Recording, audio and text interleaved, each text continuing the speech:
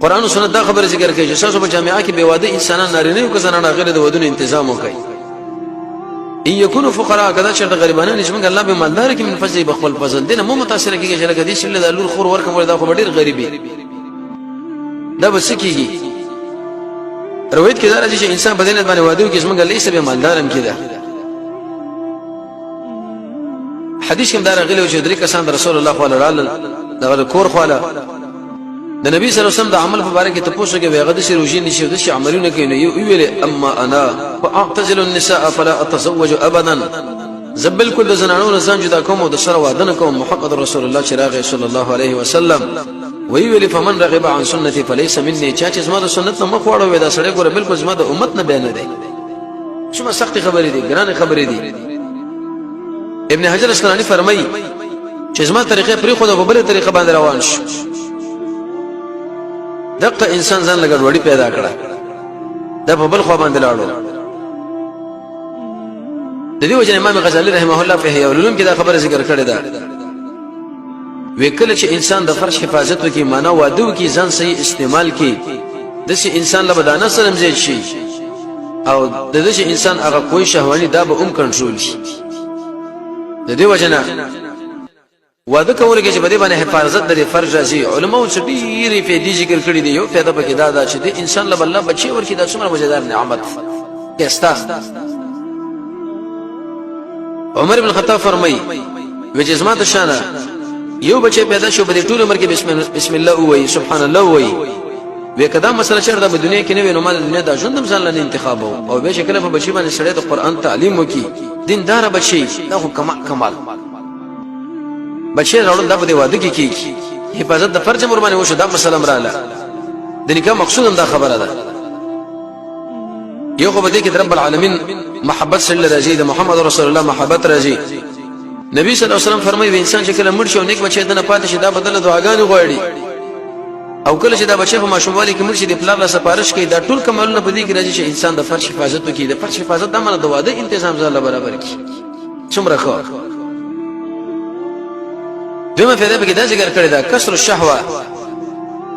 انسان چې کله د واده اهتمام وکړي د فرش حفاظت بر باندې وشي شهوت بر باندې کنټرول شي د ابلیس نور باندې بچيږي د ابلیس نه په دې باندې انسان د نظر کنټرول کیږي او کله چې د انسان د نظر کنټرول نشو بس دا به غلط استعمالي ګم نه ابلیس په دې باندې راځم نه او نور مصیبتونه کې مدار واقع کیږي. درې مجمع فائدہ دا ذکر کړی دا ترویح النفس واناسها بالمجالسه والنظر ونحوهما. انسان چې کله واده وکي د فرش حفاظت امراغه د په دې بدن کې رب العالمین راحت به پیدا کړي راحت ځکه د دې طبيعت د انسان په نفس کې واجبه مسله ده. حق شورته وړاندې د نفرت کوي نو هر وخت کې جدل او منځ کوا روزه نساء دعوت کوا jihad کوا بل شي کوا نو طبعا دا قیدیږي. بعضی وختونه به د نفس باندې د شرازي چې دا ور باندې خوشاله شي شکل خوشاله شي به استقوي شي هغه به دی باندې کېږي چې انسان د خپل بیبي سره ملو شي. درې شي کې سکون د قطاده رضی الله عنه فرمایي یو د شپې په د خوب کې او بل انسان چې خپل کور له داخل شي بل د خپل زنانه سره ملو شي ليسكن اليها څنګه الله قران کې فرمایي ما دې انسان له نارینه له زنانه پیدا کړی دا چې دا ورته آرام حاصل کی آرام. نبی صلی الله علیه وسلم باندې شکل ابتدا د وحی راتله سخت پریشانی کې واقع شو او چې کله خدیجه کبرا لراغه وې زملونی پټ مې کوي دثرونی ما باندې شړې او غیره دار واچوي او به دې ستنانو د څومره د کمال خولي ترغیب او شرف زئی وکړه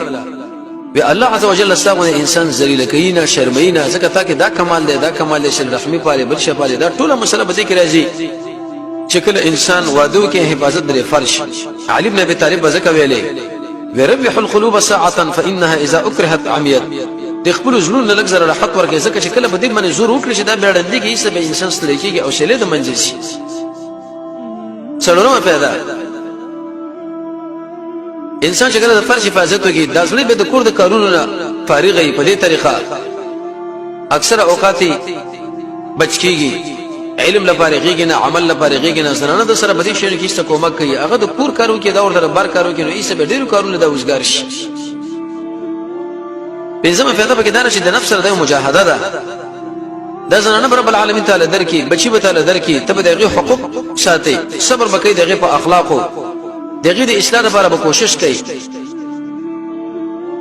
نو په دې کې د انسان په قسم مجاهده کیږي تربيت نو زکه هغه درې سوچ په تو خوینه کې یو خویا چې قران او سنت موږ دا خبره ذکر کړې ده چې د انسان دخول ور باندې جنت لګې دي اهل علم فرمای هغه د فرش حفاظت او د غیر پر اولنې ذریعہ چې هغه واده دي